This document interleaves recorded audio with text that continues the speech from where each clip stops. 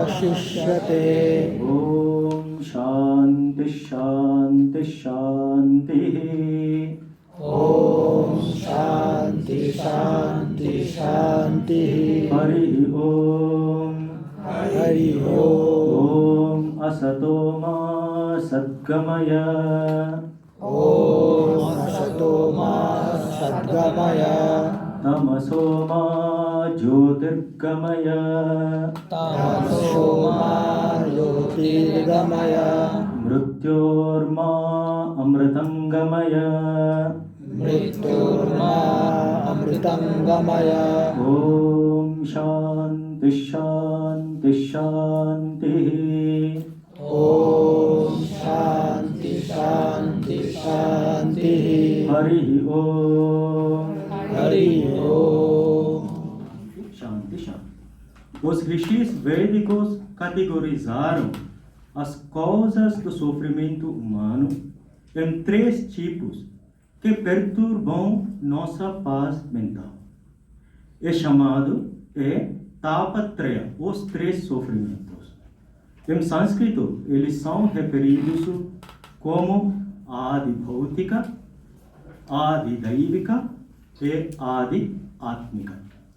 A primeira recitação, Shanti, é para remover obstáculos pertencentes ao Atma, eu mesmo, ou ao corpo e à mente. Adhyatmika significa, literalmente, distúrbios decorrentes de nós mesmos. A segunda recitação, Paz, de Shanti, é para remover obstáculos pertencentes ao Bhuta, os seres vivos.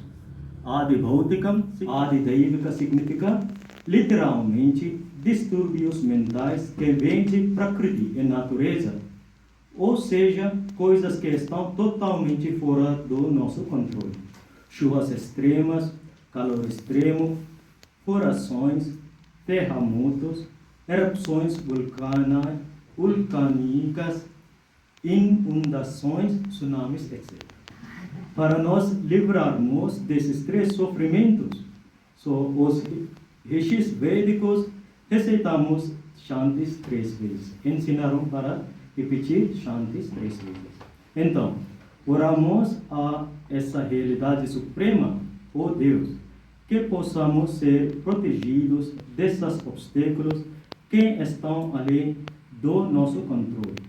Eles prejudicam nossa paz mental.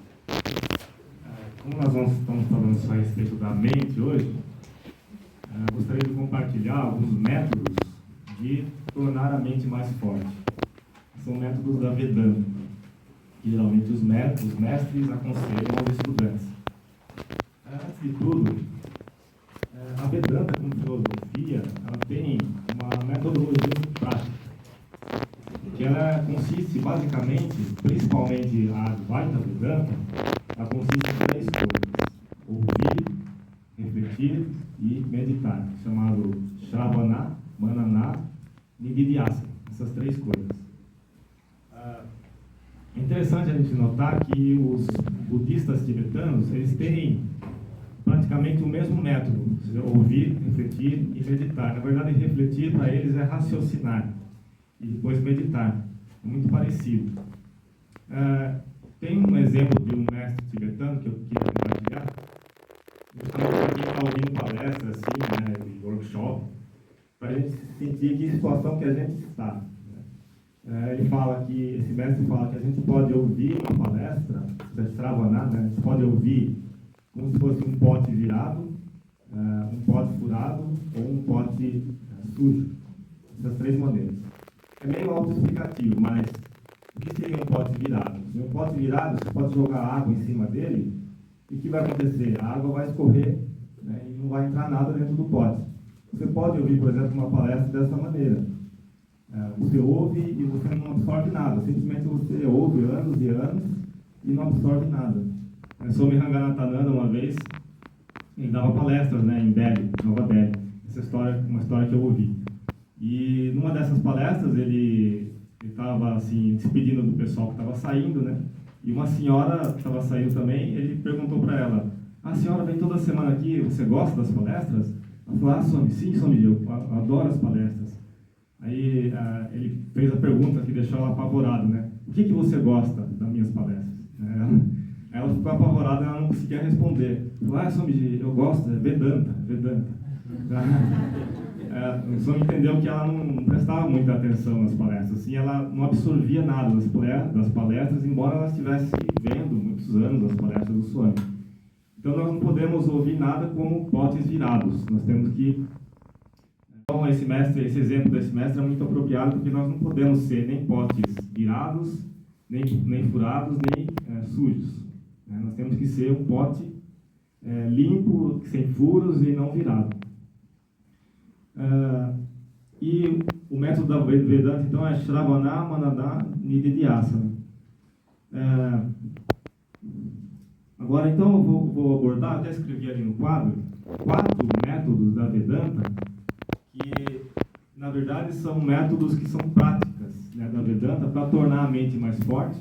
E se vocês forem estudar qualquer filosofia Vedanta, qualquer texto da Vedanta, tem essas 4 práticas, né, que são fundamentais para qualquer estudo da Vedanta, que são chamadas de Sadhana Chatustaya,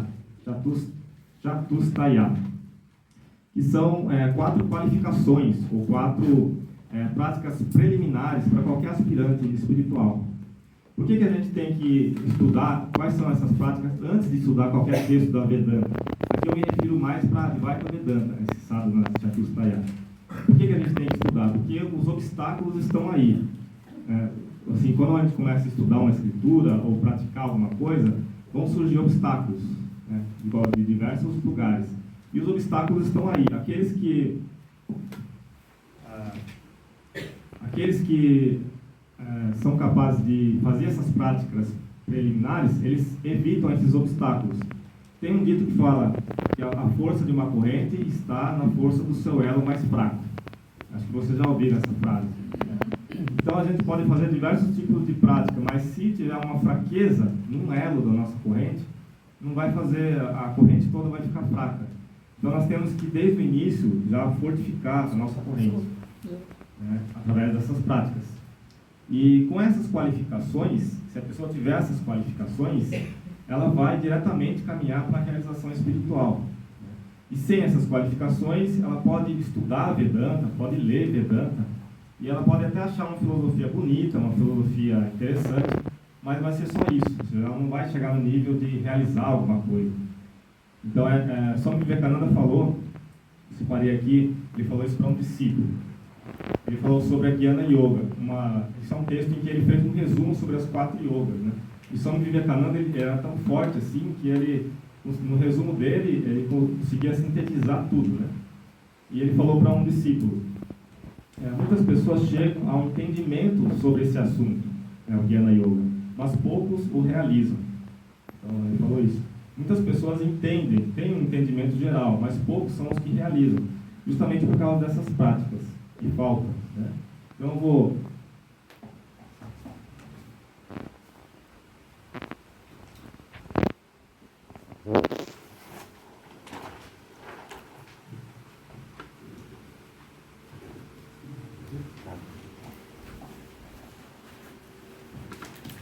Essas são as 4 práticas do Sadhana Chatustaya. Então, vamos discutir rapidamente um pouco sobre cada uma delas. O primeiro é a respeito de Viveka. O número 1 é Viveka, que vem, na verdade, que dá o nome à Swami Vivekananda, né? Então, Viveka significa separar, discernir, analisar, ou você pegar 2 coisas que estão misturadas e ser capaz de analisar aquilo de forma separada, né? Então, isso é Viveka, discernimento. Isso é um significado etimológico da palavra Viveka, mas na filosofia Vedanta, o que significa Viveka? Viveka é o discernimento, né, que nós temos que ter a respeito daquilo que é eterno e não eterno. Então, isso é Viveka, de acordo com a Vedanta. Aquilo que é real e aquilo que é irreal. Então, quando nós falamos a respeito da filosofia Vedanta, é isso que significa Viveka, é isso que significa discernimento. Todos nós já ouvimos falar, porque nós já lemos, já ouvimos diversas vezes, que existe uma realidade suprema chamada Brahman, que essa realidade põe fim, o conhecimento dessa realidade põe fim a todos os nossos sofrimentos, nos leva a um estado de felicidade plena, que é muito diferente da felicidade que nós conhecemos no mundo. Todos nós já sabemos disso, mas nós temos que colocar isso muito na nossa frente, né, como uma coisa muito clara. Nós temos que ter fé nisso. Então, isso é um passo de viver. Ao mesmo tempo, nós temos que ter noção que tudo aquilo que não é isso é transitório. Né? Tudo aquilo que não é isso é impermanente, vai acabar um dia e, portanto, tem menos importância. Então, é esse tipo de discernimento que a gente tem que ter. O que é real e o que é irreal, o que é eterno e o que não é eterno. Em última análise, tudo aquilo que nós temos nesse mundo, mesmo as coisas que nós consideramos mais valiosas, até parentes, até aquilo que a gente mais ama, em última análise vai acabar um dia, nós vamos ter que deixar tudo. Então, nesse sentido, não é eterno, é uma coisa impermanente. Isso é chamado de viveka. Nós temos que ter esse tipo de discernimento. Nós não podemos dar mais importância àquilo que é impermanente, porque isso vai acabar um dia, e não demora muito, é uma coisa rápida, a vida é uma coisa rápida, né? Então, manter na nossa frente bem claro, a prática disso torna a nossa mente mais forte. Isso vai fortificando a nossa mente para a nossa prática da Vedanta. A segunda coisa que está sadhana chatustaya é chamado vairagya. Vairagya significa, muitos já ouviram falar, desapego. Se você ter desapego. O que é desapego? Como eu já falei, tudo aquilo que é mundano, tudo aquilo que é transitório, que é permanente, que é não eterno, nós devemos ter um certo nível de desapego por isso. Nós temos que ter um certo nível de desapego. Agora, em que sentido eu devo encarar a questão do desapego na minha vida? Aí que surge a questão. Porque existem os monges, né? Os monges, eles desistem de várias coisas para buscar a realização de forma mais intensa. Com todas as fraquezas, tenta buscar a realização. Então existe o caminho dos monges. Mas a gente sabe que não é possível para todas as pessoas serem monges, né? E cada um segue o seu caminho, cada um segue a sua vida. Então, seria que esse é um questionamento da Vedanta também. Se a filosofia Vedanta é apenas para os monges, por causa da questão do desapego, ou é uma filosofia para todos? O que os mestres falam sobre isso? Eles falam que é uma filosofia para todos, não apenas para os monges. O que na verdade é necessário e é possível para todos nós, na verdade, é uma atitude mental interna, né? Uma atitude mental, uma abordagem espiritual para com a vida. É isso que é necessário, seja a pessoa monge ou não. Se o monge não tiver essa abordagem espiritual, ele não é uma pessoa espiritual. Ao mesmo tempo, um chefe de família, se ele tiver essa abordagem espiritual, ele é uma pessoa espiritual. Então, é isso que define uma pessoa espiritual ou não. Se ele tem essa abordagem espiritual para com a vida. Isso é uma coisa interna, absolutamente interna. Então, ele tem que, internamente, ele tem que definir as metas. Ele tem que ter claro na frente dele qual é a meta da vida humana. Já a meta da vida humana é o conhecimento, é realizar Deus. Então, ele tem que ter isso claro em sua mente, que a meta da vida humana é a iluminação, a meta mais importante da vida. Então, Vairagya é você afirmar para você mesmo que você é uma pessoa espiritual. Eu sou uma pessoa espiritual porque eu estou buscando a espiritualidade. Não significa, nesse sentido, como muitas pessoas pensam, você desistir de emprego, família e fugir para os Himalaias ou fugir para uma montanha, porque, como o Sol me falou, a sua mente vai com você, né? Então, mesmo que você vai fugir no meio dos Himalaias, a sua mente vai junto. Toda a sua carga vai junto. O que você tem que fazer é ter essa atitude mental. É isso que é Vairagya. Então, a Vairagya tem muito mais a ver com a atitude mental do aspirante. Campo de batalha. Se existe um lugar mais movimentado que um campo de batalha? Acho que não. Então, estava lá Arjuna e Krishna no meio do campo de batalha. E Krishna começou a ensinar para Arjuna a filosofia do ser, a filosofia Vedanta, no meio do campo de batalha. E Arjuna, ele quis desistir da guerra. Ele falou, então eu vou renunciar a tudo, né? Eu vou só praticar a busca pelo ser. E Shri Krishna falou que não. Você, mesmo em meio à intensa atividade, você pode realizar isso. Você pode ter essa realização. E a Arjuna, então, ele seguiu o conselho de Krishna. É justamente para mostrar para nós que mesmo na intensa atividade é possível praticar Vedanta, é possível ser uma pessoa espiritual. Não é a atividade que é um detrimento à espiritualidade, mas é a atitude na atividade. A atitude que você tem a respeito da sua vida, do que você pratica, é isso que define você ser um aspirante ou não. Por exemplo, Mahatma Gandhi, né, uma vez falou a seguinte frase, ele falou: quem sou eu? Alguns pensam que eu sou um político, outros que eu luto pela liberdade, chama freedom fighter, né? Que eu luto pela liberdade da Índia. Mas se você me perguntar, eu sou um homem simples em busca de Deus. Então as pessoas definiam Mahatma Gandhi como um grande líder, um grande reformador social, mas para ele mesmo, o que ele achava?